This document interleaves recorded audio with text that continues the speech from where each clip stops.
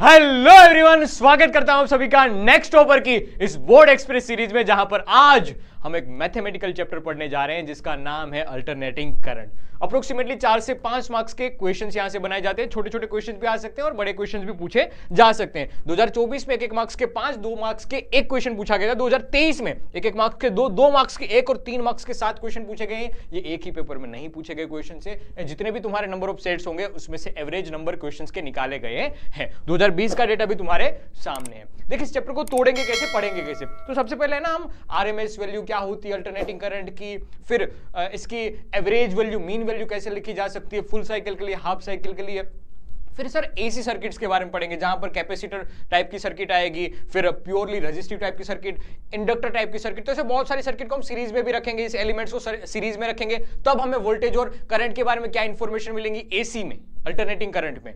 और लास्ट में हम एक हॉट टॉपिक पढ़ने जाएंगे ट्रांसफार्मर, उसके बारे में समझेंगे। अब तुम्हें मैं बेसिक से बताऊं कि अल्टरनेटिंग करंट का जन्म कहां से हुआ था। तो इलेक्ट्रोमैग्नेटिक इंडक्शन में एक लास्ट टॉपिक हुआ करता था AC generator.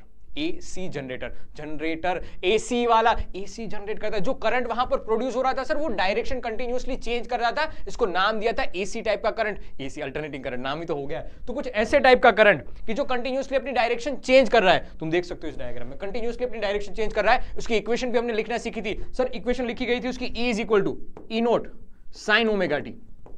Sign omega t, ये थीटा था, वो ओमेगा टी के हिसाब से, theta is equal to omega t लिखा गया था। इस हिसाब से थीटा चेंज होता रहता था। करंट के लिए भी हमने इक्वेशन लिखी थी, I is equal to I nought sine omega t. इस हिसाब से करंट की वैल्यू भी ऐसे साइनोसोइडली वेरी हो रही थी। अब सर इसमें दो बात हो सकती है, एक ये हाफ साइकिल के बारे में चर्चा हो सकती है और ये फुल साइकिल के बारे में चर्चा हो सकती है। इस फुल साइकिल के बारे में चर्चा हो सकती है। टाइम पीरियड टी लिख लिया, टाइम पीरियड आधा T/2 लिख लिया।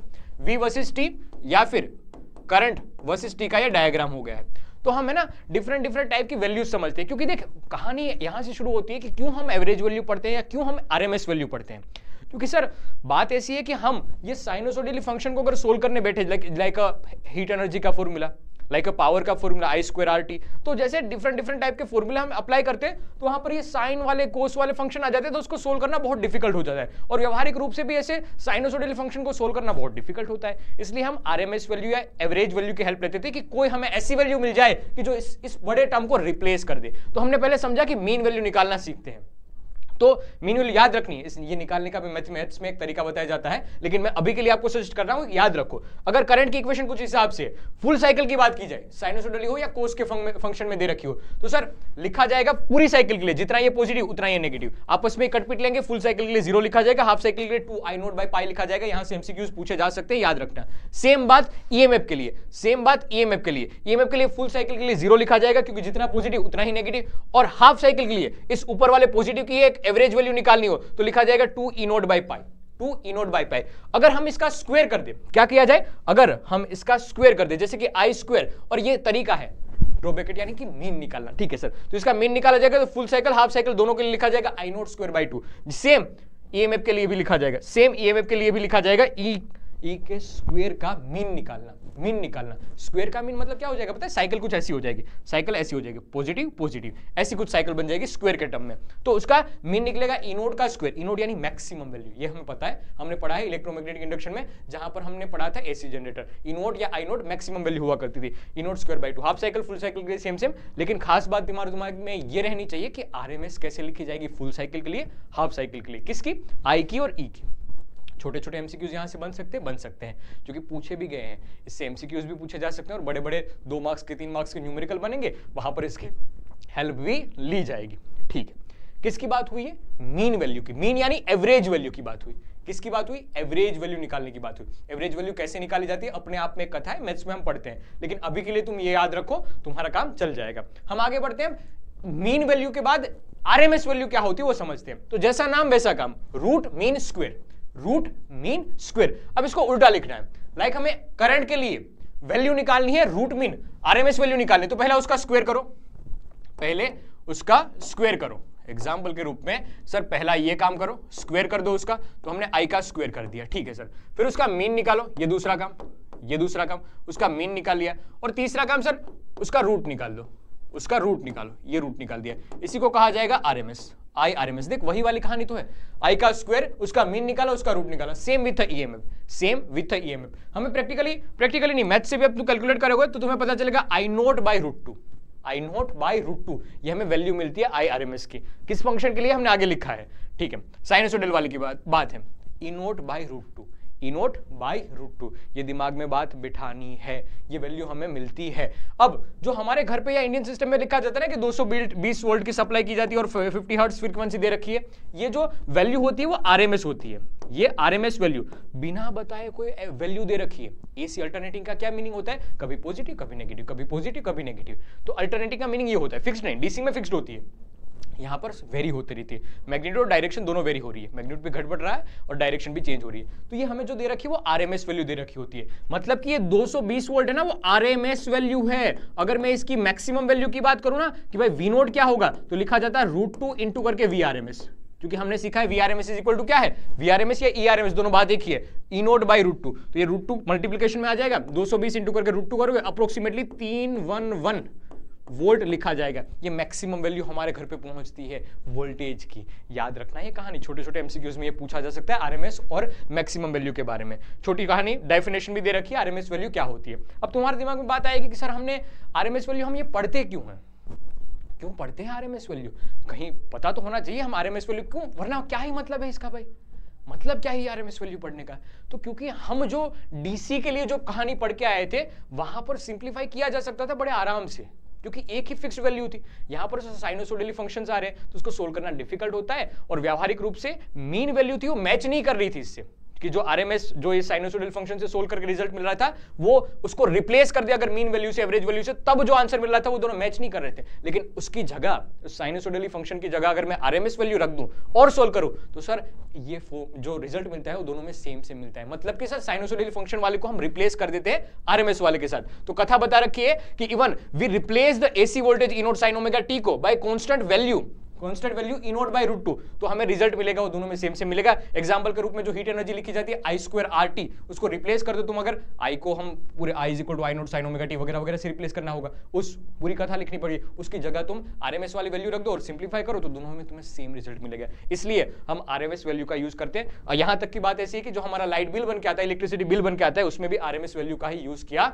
जाता है। ठीक है, ये कहानी इसकी थी कि आरएमएस वैल्यू कैसे डिफाइन की जाती है। अब कथा ये आती है कि कहीं कहीं तुम फेजर डायग्राम देखोगे, कहीं कहीं तुम फेजर डायग्राम देखोगे, इसमें यूनिफॉर्म सर्कुलर मोशन का यूज होगा। अगर तुम्हारा बेसिक सा कंसेप्ट वो यूनिफॉर्म सर्कुलर मोशन का मजबूत है तो तुम आसानी से सर क्या होता है यूनिफॉर्म सर्कुलर मोशन, कोई पढ़ाई नहीं, 11th में कहानी बेटा आती थी थोड़ी थोड़ी सर्कुलर मोशन की, वहां पर यूनिफॉर्म सर्कुलर मोशन भी पढ़ते थे। लेकिन कहानी ऐसी समझ कि सर ये थीटा वेरी कर रहा है, हमारे पास एक ऐसा वेक्टर है कि जिसको रोटेट करवाया जाता है। फेजर मतलब ऐसा समझ कि रोटेट करने वाला एक रोटेट करने वाला टक टक टक टक टक टक टक, ये रोटेट करने वाला एक वेक्टर है हमारे पास जिसको फेजर कहा जाता है। ये theta is equal to omega t से ये वेरी कर रहा है, इसकी मैग्नीट्यूड दे रखी है a। तो देखिए इस वाले को रोटेट किया जा सकता है, इस वाले को पूरे रोटेट किया जा सकता है। अब ये रोटेट हो रहा है ना, तो हमने यहां पर ट्यूबलाइट लगा दी।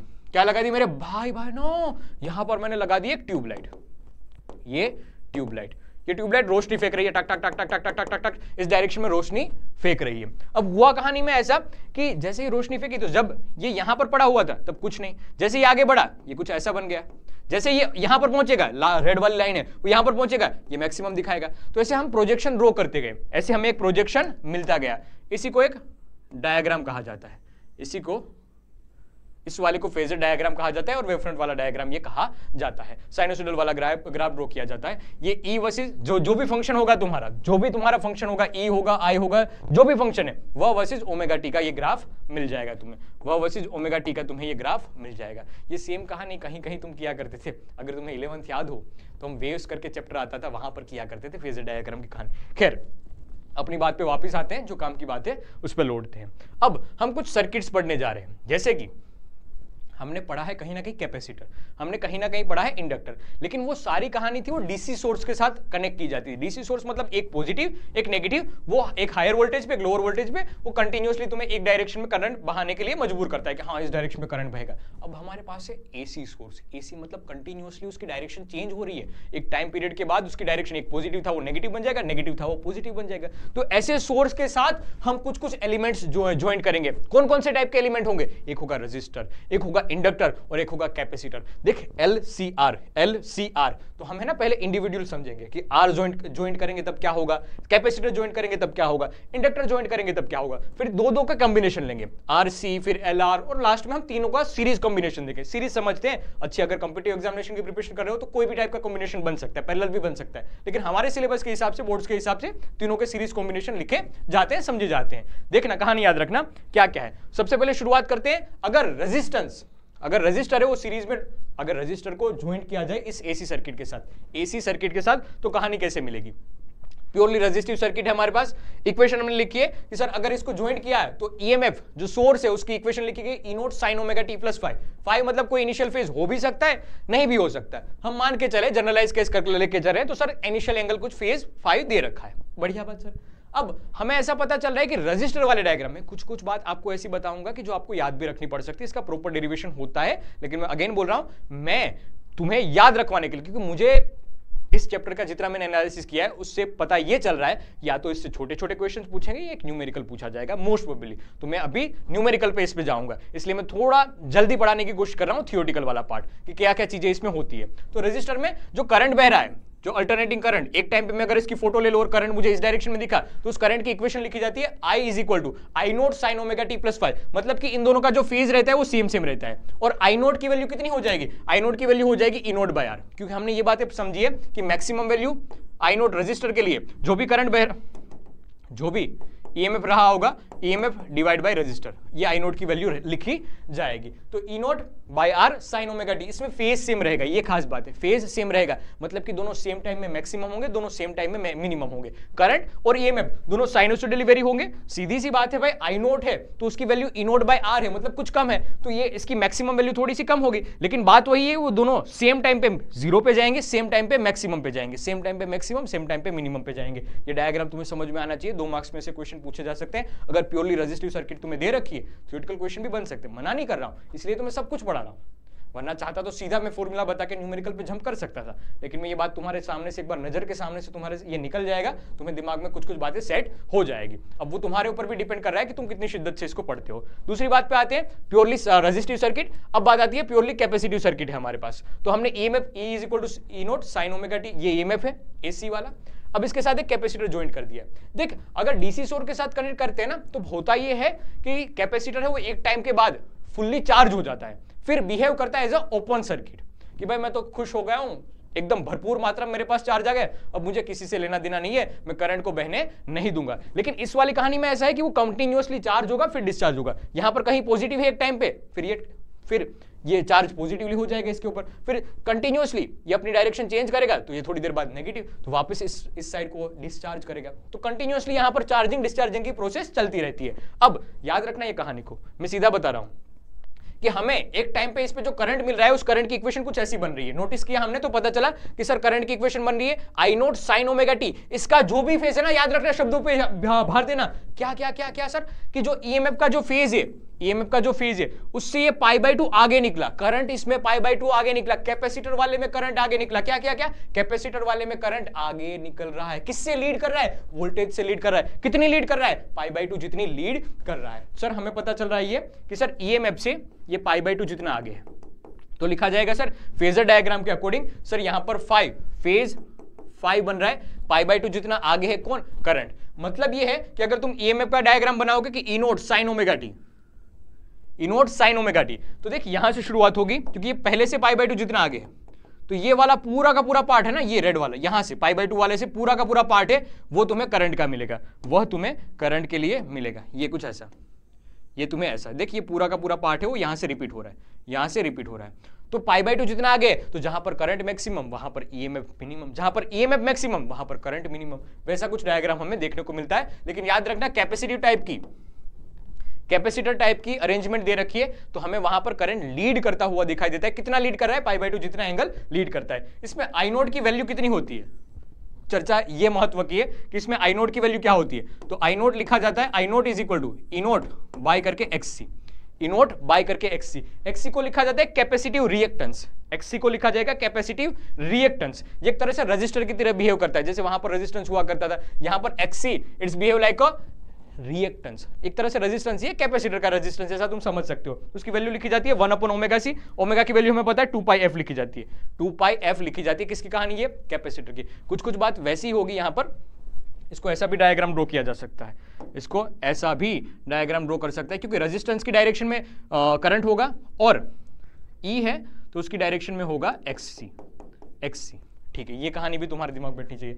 एक्ससी हो नीचे होगा, एक्सएल अभी ऊपर आएगा। जैसे कि अगर मैं प्योरली इंडक्टर टाइप की सर्किट की बात करूं, प्योरली इंडक्टर टाइप की सर्किट की बात करूं, तो सेम वहां पर जैसी बात थी वैसी ही है। लेकिन यहां पर कहानी ऐसी होगी कि सर ये वोल्टेज है वो π/2 जितना आगे निकलता है, वोल्टेज π/2 जितना आगे निकलता है, वोल्टेज π/2 जितना आगे निकलता है। तो कैपेसिटर की जो कहानी थी ना उससे अपोजिट हो जाएगी। करंट पीछे है, करंट पीछे है सर, उससे π/2 जितना आगे है कौन? ईएमएफ, उससे π/2 जितना आगे है ईएमएफ। ठीक है, इसको ऐसा भी लिखा जा सकता है, करंट की डायरेक्शन में रेजिस्टेंस और एक्सएल ऊपर। एक्सएल क्या है सर? एक्सएल लिखा जाता है आई नोट। अगर मैं लिखना चाहूं, जैसे कि इसकी इक्वेशन लिखी I nought sine omega t plus y, यहां पर देख रेजिस्टेंस, यहां पर ईएमएफ है वो लीड कर रहा है π/2 जितना, ईएमएफ आगे है, उससे अपोजिट वाली बात। थोड़ा थोड़ा याद रखना पड़ेगा बेटा, थोड़ा थोड़ा याद रखना। इसका प्रॉपर डेरिवेशन होता है, लेकिन मैं तुम्हें नहीं करवा रहा हूं। हाँ, तुम्हें क्वेश्चंस में मिल जाएगा, ये क्वेश्चंस में मिल जाएगा, वो डेरिवेशन इंपॉर्टेंट है। लेकिन पहले कहानी समझ ले, न्यूमेरिकल भी हमें लगाने, और ये फॉर्मूला तुम्हें ये कहानी तुम्हें ऑटोमेटिकली याद भी रहनी चाहिए,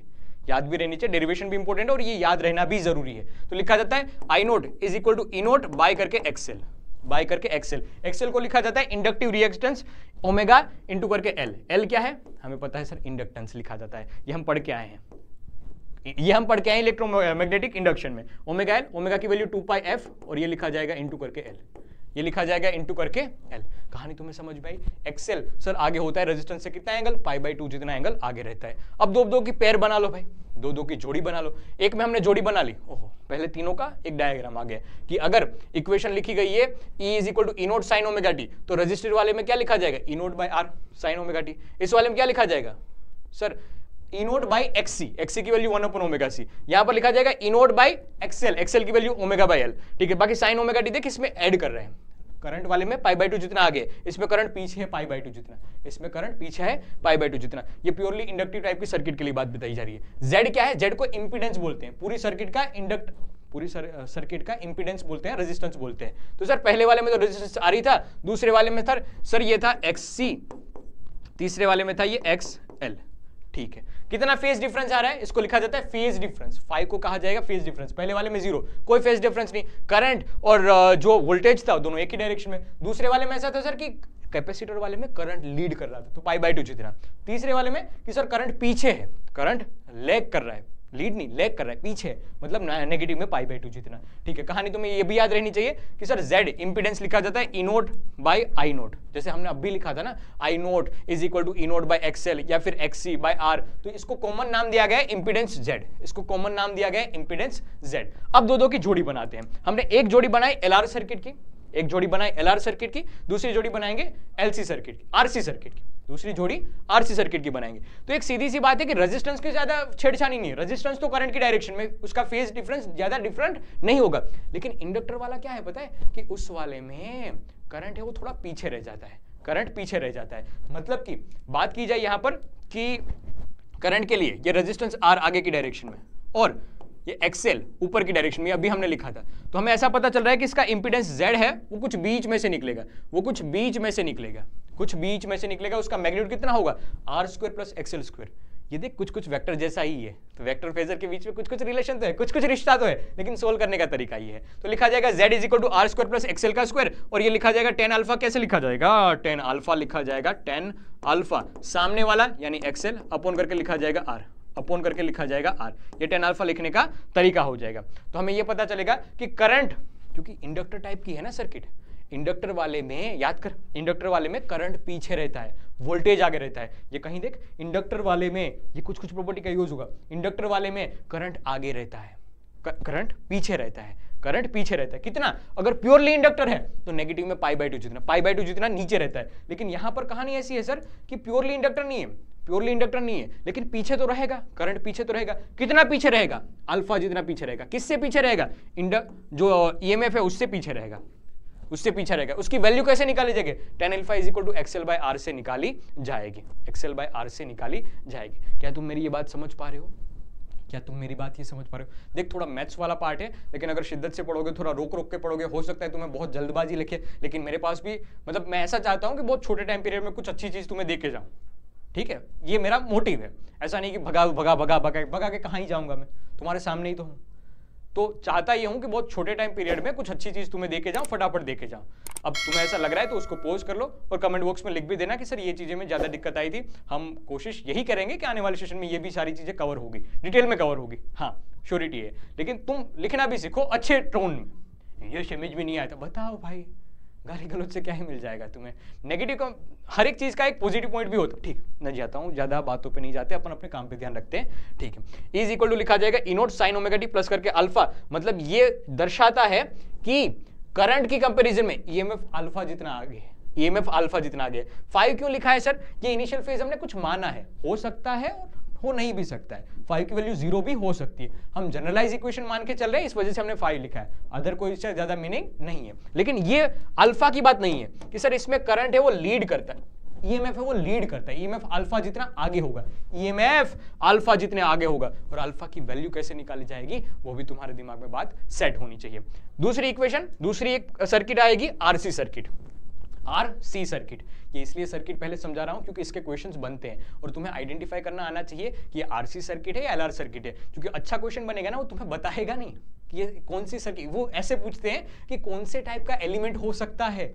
अब वो तुम्हें फेजर डायग्राम से समझना पड़ेगा कि इसमें करंट लीड कर रहा था, इसमें ईएमएफ लीड कर रहा था। वो अगर ये 6 के 6 केस तुम्हारे दिमाग में श्योर है, कंप्लीट है, तब तुम समझ पाओगे। देख आरसी सर्किट में सी क्या करता था, सी करंट को आगे रखने की कोशिश कर रहा था, तो इस वाले में करंट आगे होगा। अगर प्योरली कैपेसिटिव सर्किट होती तो π/2 जितना करंट आगे रहता, लेकिन प्योरली कैपेसिटिव तो नहीं है, तो करंट कुछ आगे होगा, कुछ मतलब अल्फा जितना आगे होगा। देख ये करंट है वो अल्फा जितना आगे है। अल्फा की वैल्यू कैसे निकाली जाएगी, वही सेम मेथड। देख सर आर करंट की डायरेक्शन में होता है और ये एक्सएल एक्ससी है वो नीचे होता है, π/2 जितना नीचे होता है। तो यहां से tan अल्फा की इक्वेशन निकालना चाहते हैं हम, tan अल्फा की इक्वेशन निकालना चाहते हैं, ये लिखा जाएगा XC अपॉन करके R, XC अपॉन करके R। Z की वैल्यू लिखना, Z बीच में से कहीं निकलेगा, बीच में एग्जैक्ट से नहीं लेकिन अल्फा से, अल्फा एंगल पे कहीं निकलेगा। अब उसकी वैल्यू निकालनी सीखिए, Z लिखा जाता है सर R² प्लस XC का स्क्वायर, बात खत्म, रूट में निकाला जाएगा। करेक्ट, कहानी समझ में आ रही है क्या? हाँ बढ़िया बात। अब इसमें यह बताया गया कि देख I की equation I not sign omega t plus 5 है, तो पता ये चल रहा है कि यहाँ पर अल्फा लिखा है। अब अल्फा की वैल्यू इसमें नेगेटिव आ रही है, मतलब कि सर ईएमएफ कहीं ना कहीं पीछे है, ईएमएफ कहीं ना कहीं पीछे है, इसमें करंट लीड कर रहा है। ठीक है, इक्वेशन में मैंने अल्फा पॉजिटिव में लिखा है, लेकिन तुम्हारे दिमाग में बात सेट होनी चाहिए, चाहो तो इसको नेगेटिव कर लेना। हालांकि मैंने यहाँ पर नेगेटिव कहीं किया होगा, हाँ ये माइनस साइन लिखी गई है, देख यहाँ पर माइनस साइन लिखी गई, मतलब नेगेटिव में जा रही है कहानी। लेकिन इस वाली कहानी में तुम्हें याद रहना चाहिए कैपेसिटिव आया मतलब करंट को लीड करना ये चाहता है, करंट लीड करना चाहता है। करेक्ट यहाँ तक की बात। अब तीनों सर्किट को मिलाते हैं, लेकिन उससे पहले एक पावर की कहानी समझ लेते हैं। इसमें पावर कैसा लिखा जाता है, देख पहले तो V वर्सेस I का फेजर डायग्राम ड्रॉ करो। अब हमें पता नहीं है दोनों के बीच में कितना एंगल, नहीं नहीं नहीं, मैं अल्फा से रिप्रेजेंट कर रहा था, अब इस टाइम पे मैंने 5 से रिप्रेजेंट किया। अल्फा और 5 के बीच में कोई डिफरेंस नहीं, सिंबल है बस। 5 यानी फेज डिफरेंस, 5 यानी फेज डिफरेंस, वहां पर मैंने अल्फा से रिप्रेजेंट किया था, वो भी एक तरह से फेज डिफरेंस ही था।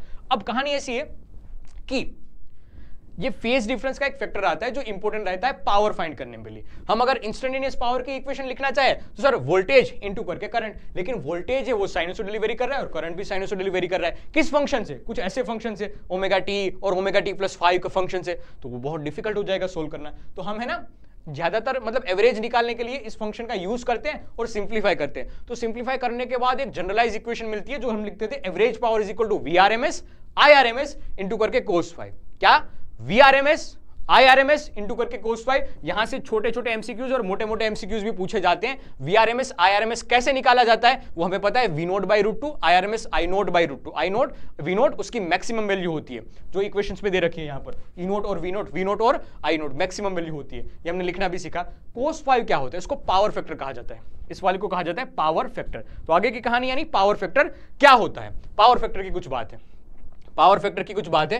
पावर फैक्टर लिखा जाता है, अभी जो हमने अल्फा लिखना सीखा था ना, वही है एक्चुअल में पावर फैक्टर, वही है एक्चुअल में पावर फैक्टर। देख ये R, ये आर और ये एक्स नीचे, ये पता है, ये आर और ये एक्सएल ऊपर, हाँ ये भी बात हमें पता है। तो हमें ना cos 5 की वैल्यू लिखना चाहते हैं, तो cos 5 इज इक्वल टू, देखिए एक बात ये भी बता देता हूं कि अगर z की जनरलाइज इक्वेशन लिखी जाए ना z की, तो ऐसे लिखी जाती है आर स्क्वायर अंडर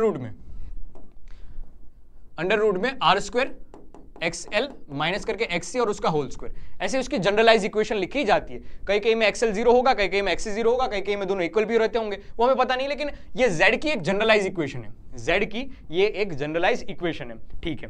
तो हमें ये पता चल रहा है कि यहाँ से cos 5 की एक जनरलाइज इक्वेशन बनेगी, cos 5 यानी कि पास वाला, देख दोनों में ये वैलिड होगा, ये इक्वेशन देखना दोनों में वैलिड होगी। Sir cos 5 is equal to R by Z, कैसे ये वैलिड हो रही है, देखिए इस इक्वेशन को देख, ये हो जाएगा क्या, cos 5 यानी कि सर ये हो जाएगा पास वाला अपन करके हाइपोटेन्यूस, ये हो जाएगा पास वाला अपन करके हाइपोटेन्यूस, तो ये दोनों के लिए वैलिड हो रही है। r बाई जेड यानी पावर फैक्टर लिखा जाएगा, पावर फैक्टर लिखा जाएगा, दोनों के लिए वैलिड है, दोनों नहीं सभी के लिए वैलिड हो जाएगी। पावर फैक्टर ऐसे लिखा जाता है, कई कई कहानी में तुम्हें पावर फैक्टर 0 भी मिलेगा, कई कई में 1 भी मिलेगा, कई कई में इनफाइनाइट भी मिल सकता है, हो सकता है, लेकिन डिफरेंट टाइप के लिए डिफरेंट टाइप के पावर फैक्टर मिलेंगे। तुम्हें कैसे निकालना है वो मैंने तुम्हें फेजर डायग्राम से समझाया, इक्वेशन भी समझाई। अब जो हम पावर का इक्वेशन लिखते थे कि VRMS IRMS इंटू करके cos 5 इंटू करके cos 5, तो उसी की कहानी है देख कि अगर मैं रिप्लेस करना चाहूं VRMS को, अगर मैं रिप्लेस करना चाहूं VRMS को, तो आई की इक्वेशन कुछ ऐसी आई स्क्वायर आर के फॉर्म में आ जाएगी, cos 5 और सिंप्लीफाई करोगे ना cos आर, तुम यहां पर v की इक्वेशन लिखते हो और तुम्हें मिल जाता है वापस आई स्क्वायर आर। अब आई तो फंक्शन टाइम के फंक्शन में आ सकता था, लेकिन तुम रिप्लेस करते हो तो आरएमएस के फॉर्म में आ जाता है, मतलब कि पावर जो व्यय होता है ना, लॉस होता है, वो रेजिस्टेंस में ही होता है। कैपेसिटर और इंडक्टर तो आइडियली क्या करते हैं, जितना खाते हैं उतना वापस उगल देते हैं, तो उसमें पावर लॉस की कहानी नहीं होती, रेजिस्टेंस में पावर लॉस की कहानी आती है। एवरेज के लिए ये इक्वेशन भी बन सकती है, क्या इसको याद रखा जाएगा? देख अगर रखना चाहो तो बहुत अच्छी बात है, ना रखना चाहो तो मैं जबरदस्ती नहीं कर रहा हूं, तुम यहां से इक्वेशन बना सकते हो, लेकिन तुम्हारे दिमाग में बातें सेट होनी चाहिए, फॉर्मूले सेट होने चाहिए कि अगर ये चीज नहीं दे रखी है तो मैं इससे भी सोल्व कर सकता हूं, इसको रिप्लेस भी किया जा सकता है इस फंक्शन से या इस डायग्राम से।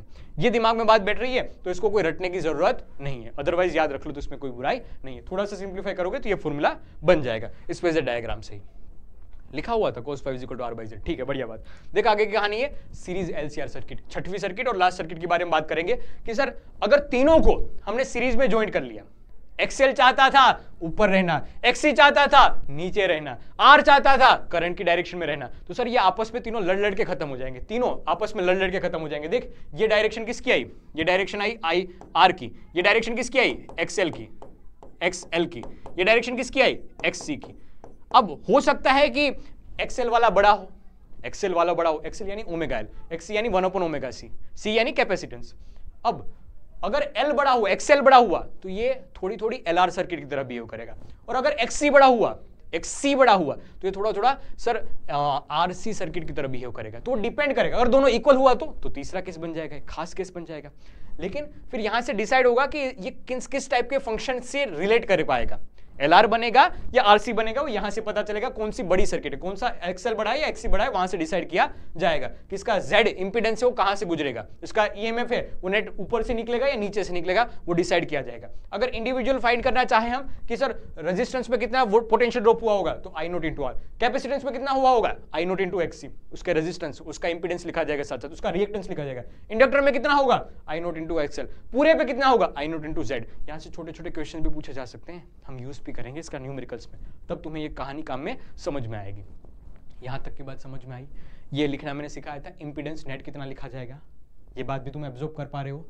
ये इसमें पावर ड्रॉप जो वोल्टेज ड्रॉप होता है उसको VL लिखते हैं, VC लिखते हैं और VR लिखते हैं, उसकी इक्वेशन कुछ हिसाब से लिखी जाएगी। अब आई नोट कैसे निकालते हैं, अगर तुम कंफ्यूज हो रहे हो तो आई नोट निकालने का तरीका यही है, I nought is equal to E nought की मैक्सिमम वैल्यू निकालो, ई नोट की मैक्सिमम वैल्यू निकालो, अपॉन करके जेड लिख लो। जेड लिखने का तरीका आर स्क्वायर प्लस करके एक्सएल माइनस एक्ससी और उसका होल स्क्वायर, ये आपस में उलट सुलट हो जाए तब भी कोई बड़ी बात नहीं है, स्क्वायर है ऊपर से तो नेगेटिव का पॉजिटिव हो जाएगा, लेकिन रूट नहीं भूलना है।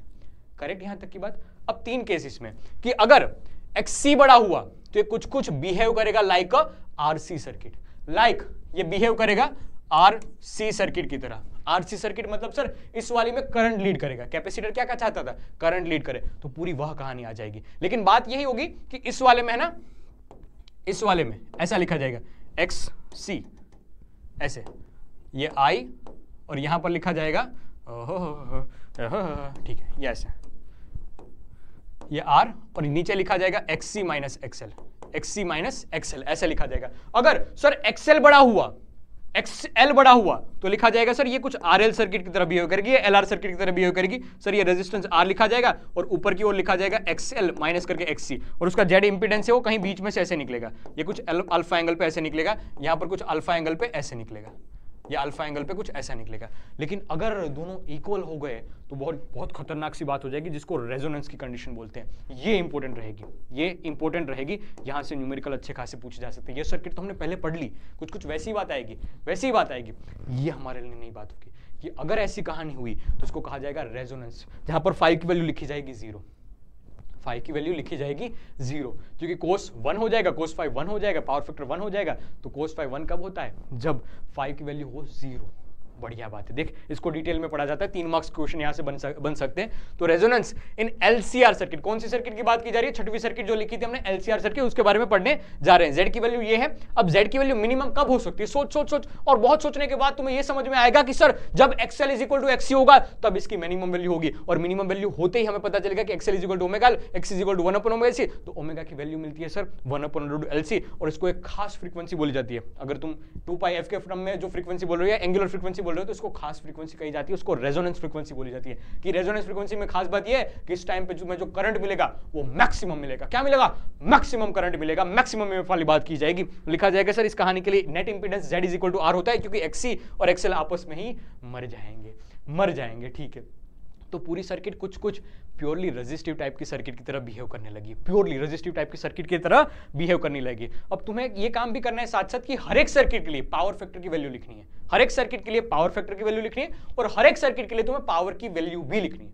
पावर जो लिखते थे ना VRMS IRMS इंटू करके cos 5, वो एक ब्रैकेट बना के 6 सर्किट के लिए लिखना है, 6 सर्किट के लिए सोल्व करना है कि क्या क्या तुम्हें पावर लॉस देखने को मिलता है। कहानी आगे बढ़ती है, इसके बारे में और समझते हैं ग्राफिकल पॉइंट ऑफ व्यू से, कि जैसे जैसे ओमेगा बढ़ेगा वैसे वैसे तुम्हें दिखाई देगा कि सर XC की वैल्यू घट रही है। क्यों घट रही है? क्योंकि सर XC की वैल्यू होती है 1/ωc। झूम किया जा सकता है क्या? हाँ, नहीं सीखा था यार मैंने तो, चलो ठीक है। ये वाली है वो XC लिखी गई है। तो ये लाइन देख,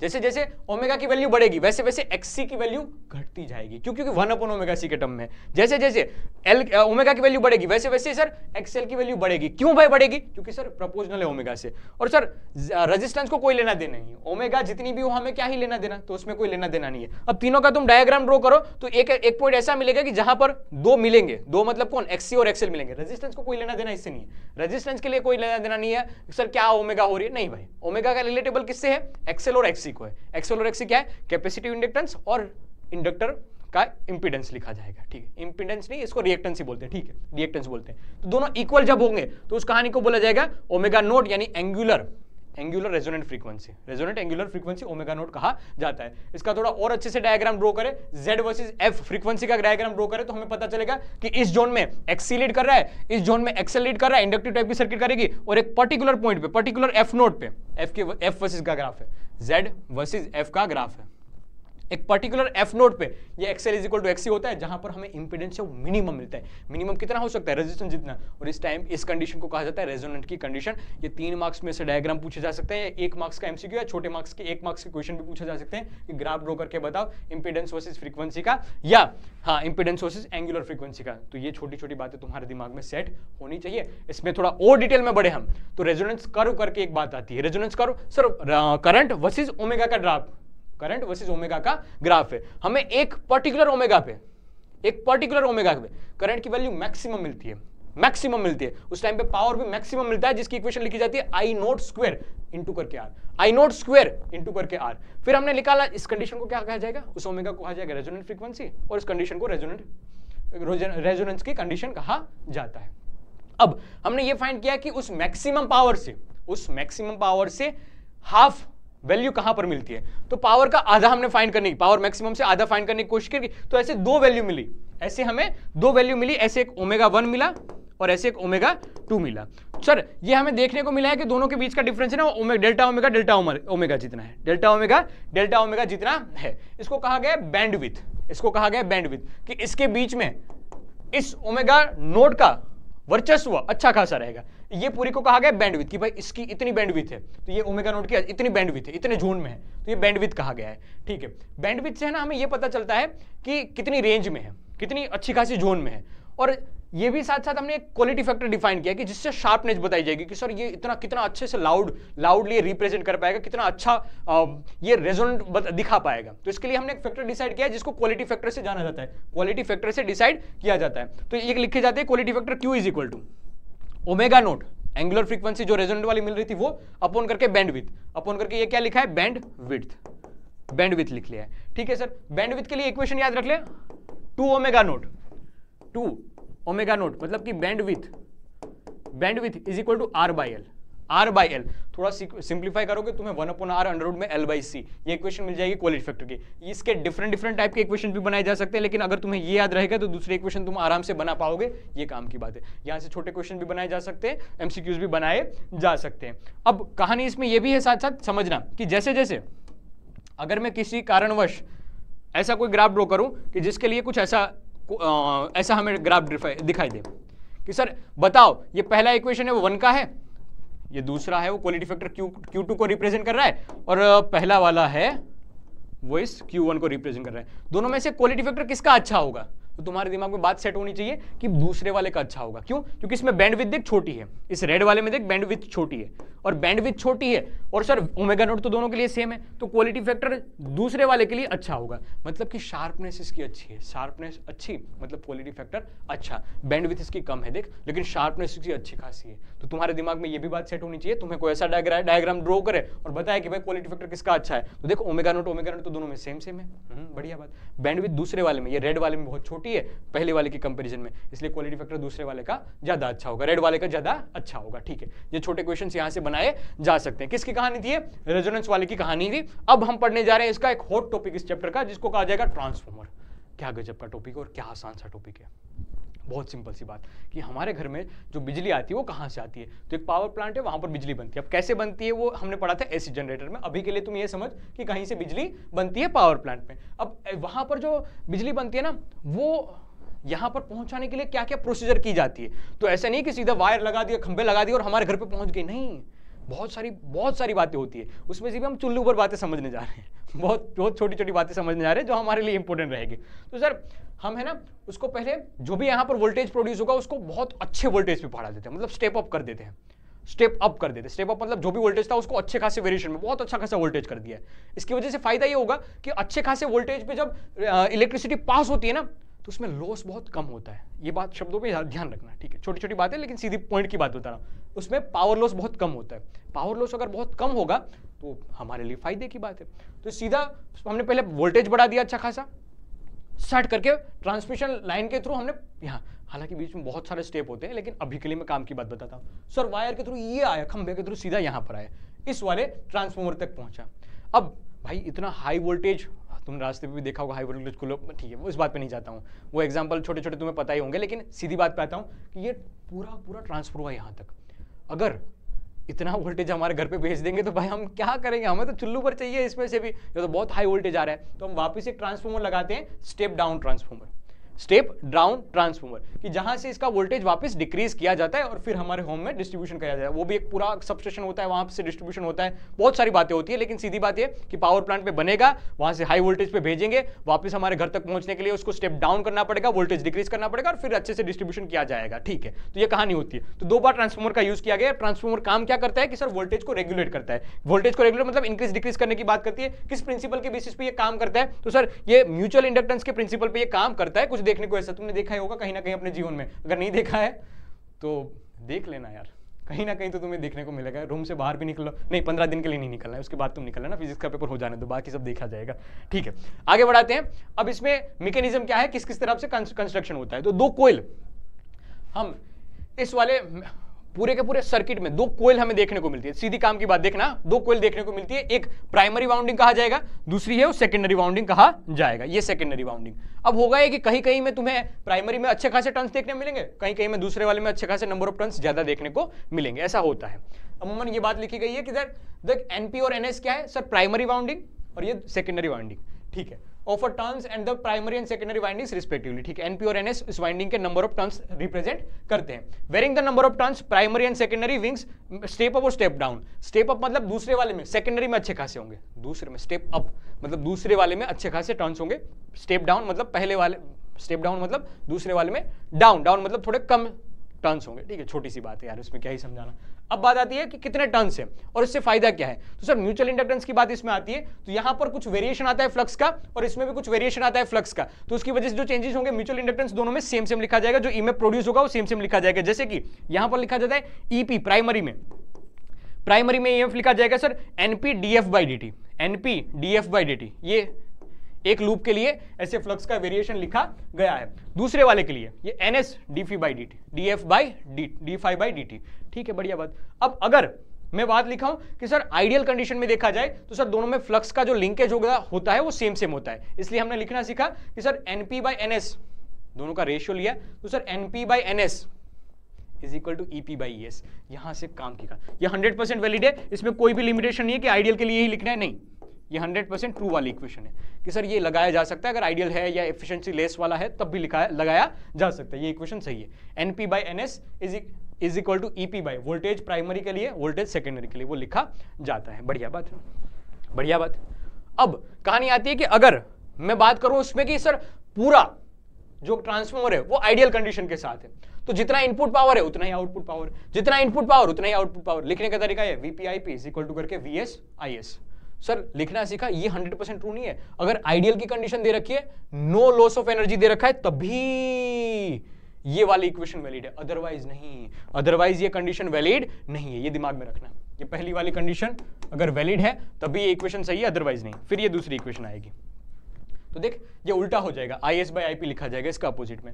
अब पावर लॉस अगर दे रखा है कि कुछ पावर लॉस होता है तो एफिशिएंसी लिखी जाती है पी आउटपुट अपन करके P input, P output into करके पी अपन करके पी इनपुट। एफिशिएंसी के साथ लिखा जाएगा, देख आउटपुट इनपुट पावर हमने लिखना सीखा है। आउटपुट कैसे लिखा जाता है सेकेंडरी वाले के लिए ES IS, इनपुट कैसे लिखा जाएगा EP IP। बस यही कहानी है, दो ही इक्वेशन। ट्रांसफॉर्मर की खास बात ये होगी थोड़ा थियोरेटिकल है, थोड़ा न्यूमेरिकल भी है, और न्यूमेरिकल कितने यार कितने सुंदर, दो ही फॉर्मूले बस समझना है। ये कंडीशन आइडियल के लिए कहानी है, नो एनर्जी लॉस के लिए कहानी। यहां पर कुछ एनर्जी लॉस होती होगी तो उसकी एफिशिएंसी की बात करते हैं, कितना एफिशिएंट है 100, मतलब ऐसा होता है 99%, मतलब 90% अप्रोक्सीमेटली उसकी एफिशिएंसी होती ही होती है, लेकिन ठीक है वो बात की बात है। जितना भी हो हमें क्या पता है, हमें तो इस फॉर्मूले का यूज करना है, जो भी तुम्हें कंडीशन दे रखी हो उसके हिसाब से, ठीक है। अपन बाउंडेशन में नहीं चलते कि इतनी होनी चाहिए, नहीं, ठीक है। ये एमसीक्यूज और न्यूमेरिकल में यहाँ से दोनों जगह से क्वेश्चंस बनाए जा सकते हैं, ठीक है। अब इसमें है ना स्टेप अप के लिए ऐसा होता है कि सेकेंडरी में वाइंडिंग अच्छी खासी, स्टेप डाउन में सेकेंडरी में वाइंडिंग थोड़ी कम होती है, तो वोल्टेज का इस हिसाब से डिक्रीज होता है, इंक्रीज होता है। वोल्टेज इंक्रीज करवाने के लिए हम स्टेप अप का यूज करते हैं, वोल्टेज डिक्रीज करवाने के लिए हम वोल्टेज स्टेप डाउन ट्रांसफॉर्मर का यूज करते हैं। उसी हिसाब से उल्टा हो जाएगा करंट का सिनेरियो। अब इसमें कोई एनर्जी लॉस की बात है कि एनर्जी कहां व्यय हो सकती है, कौन कौन से टाइप के प्रॉब्लम्स यहां पर हो सकते हैं, कौन कौन से टाइप के लॉसेस हमें व्यय देखने को मिलते हैं। तो मेजरली हम 4 की चर्चा करते हैं कि सर एक तो वाइंडिंग लॉस हो सकता है, जो हमने वायर यूज किया उसमें कुछ खामी हो सकती है। दूसरा हो सकता है सर कि एडी करंट थोड़ी अलग कहानी है, लेकिन हो सकता है कि इसमें कुछ अस्त व्यस्त टाइप के जो करंट बहने लगे जिसकी वजह से कोई लॉस या हीट एनर्जी रिलीज होने लगे, तो ये एक तरह से हीट लॉस हो जाएगा, एनर्जी का व्यय हो जाएगा, जो हम नहीं चाहते हैं कि इसमें कोई लॉस हो। तीसरा हो सकता है कि फ्लक्स, जो हम लिंकेज मान के चल रहे थे कि दोनों में हर एक लूप के लिए जो फ्लक्स लिखा जाएगा वो dF/dt आएगा, वो कुछ चेंज हो, नहीं चलेगा ना कहानी। और चौथा है हिस्टेरेसिस लॉसेस हो सकता है, इसमें कोई मटेरियल अच्छा खासा यूज किया जाएगा तो इसको रिड्यूस। अब ये प्रॉब्लम्स है, तो मेजरली इस प्रॉब्लम के बारे में समझते हैं और इसके सॉल्यूशन क्या है उसके बारे में भी चर्चा करते हैं, समस्या और समाधान दोनों पे बात करते हैं। तो पहली बात है कि वाइंडिंग लॉसेस के लिए क्या किया जा सकता है। वाइंडिंग लॉसेस क्यों होते हैं, तो I² RT के हिसाब से हीट एनर्जी रिलीज होती है। जैसे रेजिस्टेंस अच्छा खासा तो हीट एनर्जी अच्छी खासी रिलीज होगी, तो इसलिए रेजिस्टेंस कम हो वैसे मटेरियल का यूज किया जाएगा। तो इसके लिए बताया गया कि सर थिक वायर का यूज किया जाएगा, तो इसके लिए एरिया हमें अच्छा खासा लेना पड़ेगा, तब रेजिस्टेंस हमें कम देखने को मिलता है। तो ये एक सॉल्यूशन हुआ। हिस्टेरेसिस लॉसेस की बात की जा रही है कि वहां पर ये साइकिल है, हिस्टेरेसिस I वर्सेस V का ग्राफ, I वर्सेस H का ग्राफ ड्रॉ करोगे तुम्हें ऐसी कोई साइकिल मिलेगी। अब जितना इसमें साइकिल मोटी उतना एनर्जी लॉस ज्यादा, इसलिए हम ऐसा मटेरियल यूज करते हैं कि जिसके लिए हिस्टेरेसिस साइकिल बहुत छोटी हो। तो सॉफ्ट आयरन कोर का यूज किया जाता है, जिसकी वजह से हमें ये साइकिल बहुत छोटी, उसका एरिया बहुत छोटा देखने को मिलता है, जिसकी वजह से लॉस बहुत कम देखने को मिलेगा, ठीक है। कहानी और आती है वाइंडिंग लॉसेस की बात आती है, वापस वाइंडिंग लॉसेस की बात आ गई। हाँ, वाइंडिंग लॉसेस की नहीं, लैमिनेटेड कोर की बात आएगी। ये बात थी किसकी, एडी करंट लॉसेस की बात आई थी, एडी करंट लॉसेस की बात आई थी। यहां पर लिख लेना अच्छे से, एडी करंट लॉसेस की बात है, एडी करंट, ठीक है, ये लिखा हमने एडी करंट। एडी करंट क्या होता है कि सर अगर तुम पूरा का पूरा मटेरियल यूज करो, अगर तुम पूरा का पूरा मटेरियल यूज करो तो उस पूरे के पूरे मेटल में या पूरे के पूरे सरफेस में एक एडी करंट जनरेट होता है, एक बड़ा सा ऐसे करंट जनरेट होने लगते हैं कि जो इसका लॉसेस, इसको हीट एनर्जी में कन्वर्ट करवाने की कोशिश करेंगे, इसलिए एडी करंट जनरेट होता है, इसको अपोज करने की कोशिश करें। तो हम क्या करते हैं, हम इस एडी करंट को कम करवाने के लिए, हम इस एडी करंट को कम करवाने के लिए इस लेमिनेटेड, ये पूरे जो मेटल टाइप का एक पूरा पूरा फ्रेम बना हुआ होता है ना, उसको छोटे छोटे लेमिनेटेड पार्ट में बांट देते हैं। तो बताया गया कि use the laminated core instead the solid core, उस पूरे कोर को यूज करने की, उस सॉलिड कोर को यूज करने के बजाय हम क्या किया करते हैं, उसको एक से पार्ट वाइज बांट देते हैं, इसलिए एडी करंट बनने की संभावना है। एडी करंट बनते हैं फिर भी, लेकिन बहुत छोटी छोटी रेंज के लिए बनते हैं, तो उतना कुछ खास इफेक्ट नहीं रहता है। तो एडी करंट बचाने के लिए, एडी करंट से बचने के लिए हम इसका यूज किया करते हैं, एडी करंट को, करंट से बचने के लिए हम, अरे रे रे रे, एडी, एडी नहीं, एडी डेडी, एडी डेडी, एडी, अरे भाई साहब किधर गया, हाँ उल्टा चल रहे हैं, हाँ इस डायरेक्शन में चलना है। एडी करंट से बचने के लिए हम यूज करते हैं इस लेमिनेटेड कोर का। और लास्ट वाला था कि फ्लक्स लॉसेस के बचने के लिए, फ्लक्स में जो लिंकेज हो कम ज्यादा हो, अगर वो एकदम दोनों में आइडियल सिनेरियो में ना चले, तो उसके लिए हम सॉफ्ट आयरन कोर का यूज करते हैं। एक फेरोमैग्नेटिक मटेरियल का अच्छा खासा यूज किया जाता है, कोर में सब इंप्लीमेंट किया जाता है, जिसकी वजह से फ्लक्स लिंकेज अच्छा खासा देखने को मिलता है, ताकि हमें फ्लक्स जो व्यय हो रहा है, दोनों के फ्लक्स लिंकेज अच्छा खासा ना हो रहा है, उससे हम बच सके। ठीक है, ये 4 तरह के लॉसेस, उसकी समस्या पे हमने समाधान की भी चर्चा की है। ये पूरी की पूरी कहानी थी एसी की, अल्टरनेटिंग करंट के थियोरेटिकल पार्ट की। इसमें कुछ कुछ डेरिवेशंस भी है और बहुत सारे न्यूमेरिकल, यहाँ संभावना सबसे ज्यादा न्यूमेरिकल की है, तो इसलिए मैंने इस चैप्टर में न्यूमेरिकल बहुत ज्यादा रखे कि आरएमएस वैल्यू कैसे निकाली जाएगी। तो आरएमएस वैल्यू निकालने के लिए पहले स्क्वायर किया जाएगा, देख मैंने हर किसी के लिए स्क्वायर किया है पहले, फिर सर उसका मीन निकाला जाता है। तो मैंने आपको यह समझाया है स्लाइड में कि मीन निकालने का तरीका क्या है। तो कभी भी तुम्हें कोस स्क्वायर दिखे या साइन स्क्वायर दिखे, तो उसका मीन है वो 1/2 लिखना है, उसका मीन तुम्हें लिख लेना है 1/2। हाँ, अगर तुम्हें दिखाई दे साइन ओमेगा टी,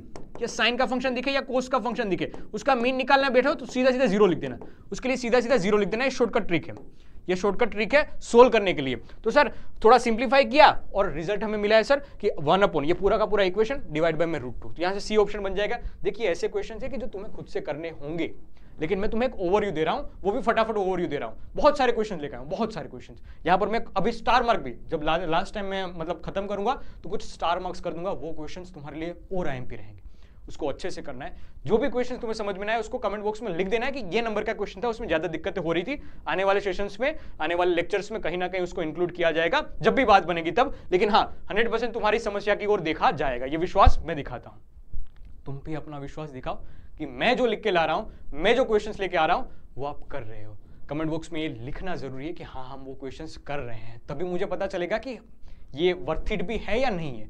कभी कभी ये बात चेक करने की भी जरूरत पड़ती है। तो मैं आपसे क्वेश्चन पूछता हूं कि मैं जो ये क्वेश्चंस लेके आ रहा हूं, जो सॉल्यूशन तुम्हारे लिए लिख के ला रहा हूं, तुम सोल्व कर रहे हो कि नहीं कर रहे हो, उसका सॉल्यूशन तुम खुद से कर रहे हो कि नहीं कर रहे हो। ठीक है, ये कमेंट बॉक्स में तुम्हें लिखना ही लिखना है।